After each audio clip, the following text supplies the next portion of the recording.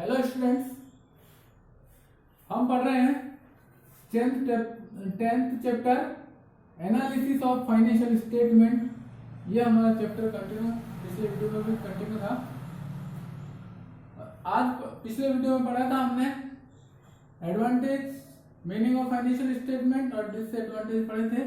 आज पढ़ेंगे कि फाइनेंशियल स्टेटमेंट एनालिसिस जो करते हैं उसकी कौन कौन से मेथड यानी tools and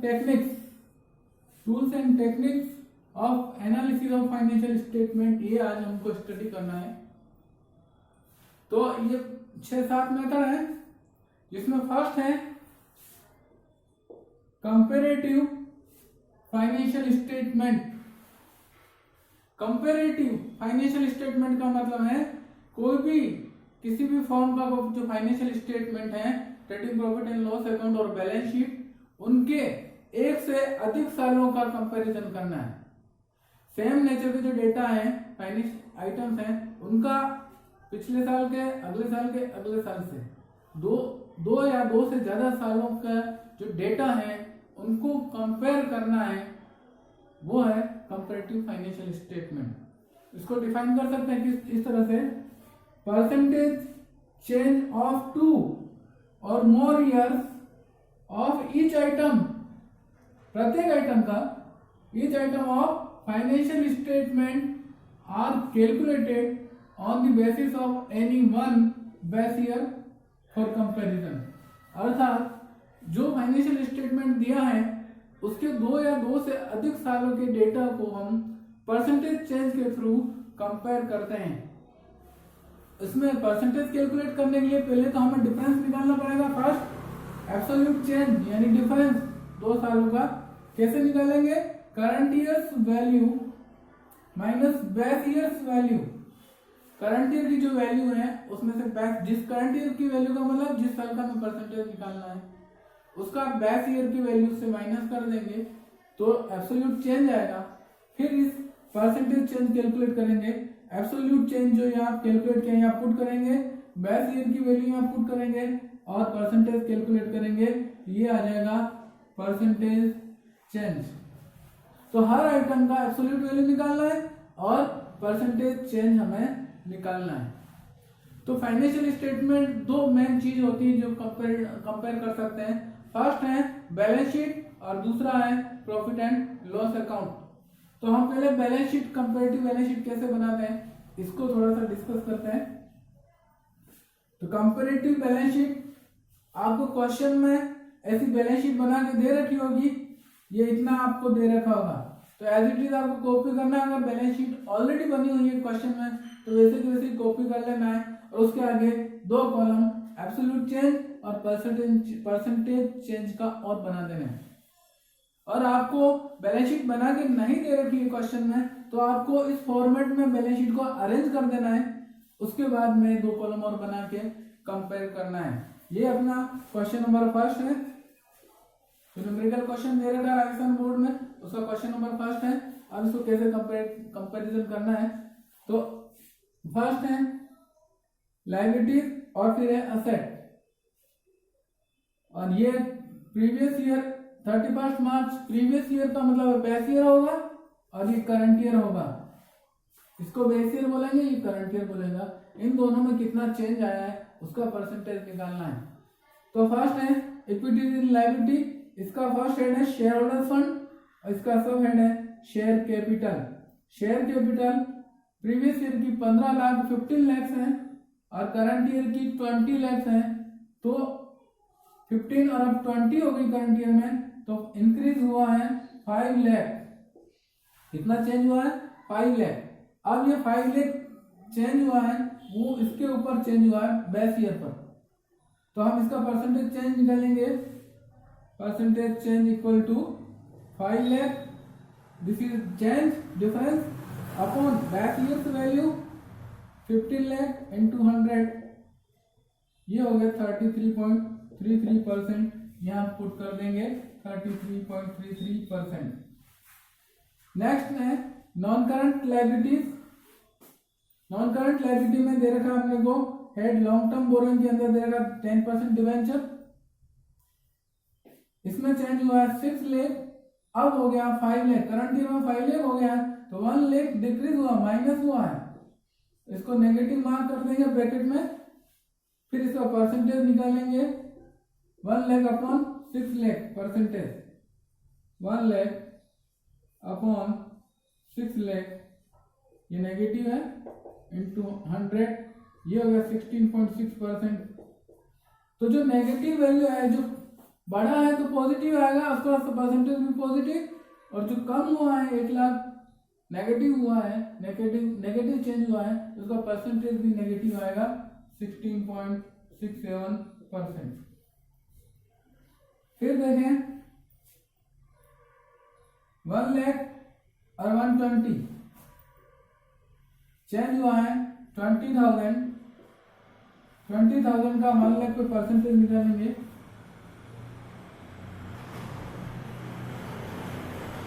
one lakh into 100,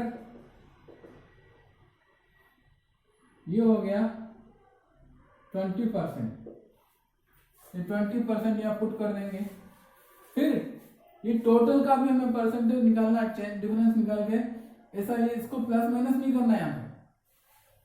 ये चेंज आया 4 लाख 22 लाख, और करंट में 26 लाख 20,000 है, तो absolute change is 4 lakh 20,000 and percentage change will be 4 lakh 20,000 upon 22 lakhs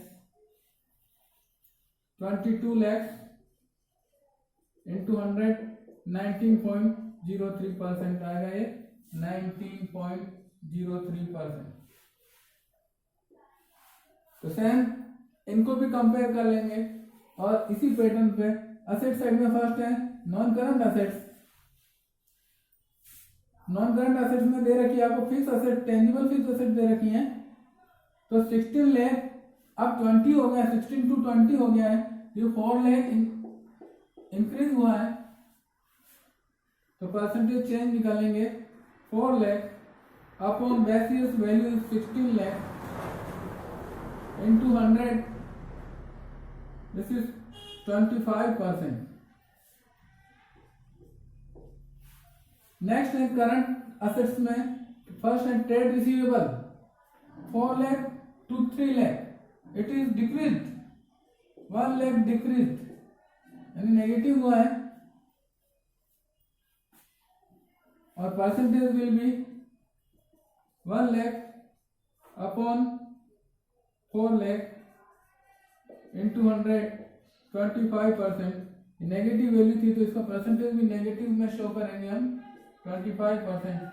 और फिर अगेन 420 का चेंज हुआ है, इसका पहले ऑलरेडी कैलकुलेट कर रखा है, सेम वैल्यू है, तो हम यहाँ पुट कर देंगे। ये हुआ है कंपैरेटिव बैलेंस शीट।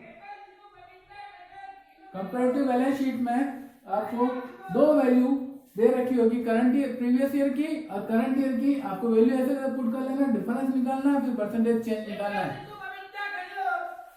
इसके बाद में हम बात करेंगे कंपैरेटिव बैलेंस शीट के बाद में बात करेंगे comparative statement of profit and loss.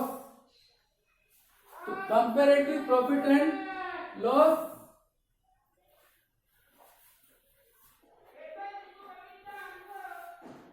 Comparative statement of profit and loss account. तो प्रॉफिट एंड लॉस अकाउंट को हम पुट कर देंगे इसी में फॉर्मेट में। आपको क्वेश्चन में कंपैरेटिव स्टेटमेंट दे रखा होगा, इनकम स्टेटमेंट, इसमें प्रीवियस ईयर की वैल्यू दे रखी होगी 31 मार्च 16, करंट ईयर की वैल्यू दे रखी होगी 31 मार्च 17। फिर आपको कैलकुलेट करना है एब्सोल्यूट चेंज और फिर परसेंटेज चेंज कैलकुलेट करना है। तो फर्स्ट दे देगा रेवेन्यू फ्रॉम ऑपरेशन। ये रेवेन्यू फ्रॉम ऑपरेशन अपन पहले डिस्कस कर चुके हैं।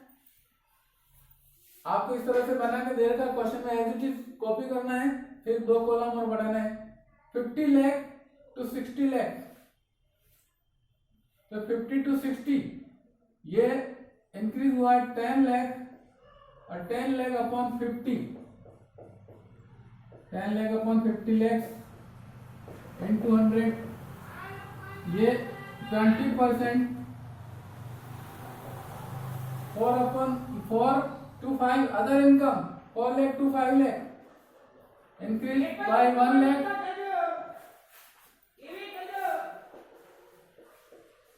1 lakh to upon 4 lakh into 100,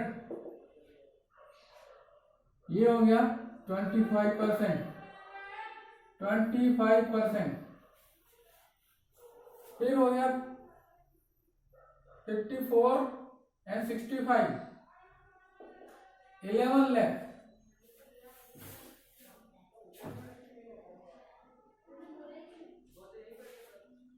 11 lakh,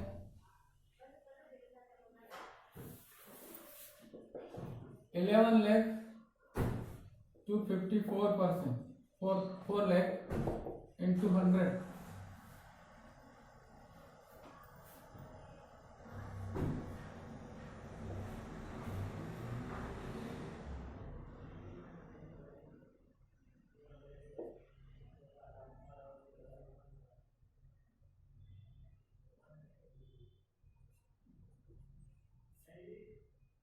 two times 2, ये 20% अप्रोक्स हो रहा है। After this 25 lakh to 35 lakh, 10 lakh, 10 lakh upon 25 lakh, it is 40%। फिर 4 lakh, 4 lakh of 3 lakh, 4 lakh upon 3 lakh, it will be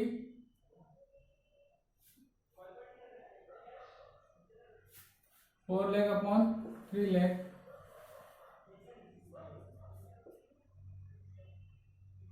133.33%। इसके बाद 28, 42, 14 lakhs, 14 lakhs का 28 पर percentage निकालेंगे। 14 upon 28 into 100, 50%। 26 lakh to 23, 3 lakh negative है, तो 3 lakh अपॉन 26 इंटू 100, 11.4%, 54%। 780, 690, यह भी डिक्रीज हुआ है 90,000, इसका परसेंटेज निकालेंगे इसके ऊपर, यह भी 11.54%। एंड 18 lakh to 1610, 2,10,000 नेगेटिव, और परसेंटेज विल बी 11.54%। तो इस तरह से हम इनकम स्टेटमेंट के भी 2 ईयर के डेटा लेंगे और उसको डिफरेंस निकाल के हम इसको परसेंटेज कैलकुलेट कर देंगे। तो ये इस तरह से बैलेंस शीट, इस तरह से कंपैरेटिव बैलेंस शीट इस तरह से बनेगी और इनकम स्टेटमेंट इस तरह से बनेगा। अब बात करते हैं कंपैरेटिव फाइनेंशियल स्टेटमेंट के advantage of comparative financial statement. तो first advantage is simple and comparable data. हमें फिक्स फॉर्मेट में हर साल के डाटा को एक ही फॉर्मेट में डेटा को हम पुट करते हैं, फिर इनको एक साल से ज्यादा का डेटा होता है तो ये तो सिंपली सेम फॉर्मेट में वैल्यू पुट करते हैं, और दूसरा ये 2 साल के डेटा होने से सिंपल और कंपेयर हो जाते हैं, कंपेरेबल डाटा हो जाते हैं। तो हम आसानी से कंपेयर कर सकते हैं कि कितना प्रीवियस ईयर के कंपैरिजन में कितना इंक्रीज हुआ परसेंटेज और कितना डिक्रीज हुआ है। तो इंक्रीज और डिक्रीज को हम यहाँ शो कर सकते हैं सिंपल तरीके से, और परसेंटेज से ज्यादा सिंपल हो जाएगा, परसेंटेज से कंपेयर करेंगे। नेक्स्ट है इंडिकेट ट्रेंड्स ये ट्रेंड शो करता है कि प्रीवियस ईयर की तुलना में, बेस ईयर की तुलना में हमारे करंट ईयर की डाटा इंक्रीजिंग ऑर्डर में है या डिक्रीजिंग ऑर्डर में है। पिछली बार इसको प्रीवियस ईयर को हम 100% मानते हैं, उस 100% में कितना इंक्रीज हुआ है, यहाँ इंक्रीज हो रहा है, बोरोइंग में डिक्रीज हो रहा है, ट्रेड पेबल में फिर इंक्रीज हुआ है। तो हमारे को इंक्रीजिंग और डिक्रीजिंग ट्रेंड का हमें पता चल जाता है परसेंटेज से, हमें कैलकुलेट करने से। फिर नेक्स्ट है इंडिकेट्स स्ट्रेंथ एंड वीकनेस। हमारी फाइनेंशियल पोजीशन प्रीवियस ईयर के कंपैरिजन में साउंड हुई है अगर या कम हुई है। और शेयर कैपिटल पहले 15 लाख था, अब 20 लाख हुआ है, 5 लाख इंक्रीज हुआ है, यहाँ हमारी फाइनेंशियल पोजीशन साउंड हुई है। यहाँ पर लॉन्ग टर्म बोरोइंग लोन ले रखे थे हमने, लोन 16.67% डिक्रीज हुए हैं, तो लोन कम होने का मतलब ये भी हमारी फाइनेंशियल पोजीशन अच्छी होने का इंडिकेशन है।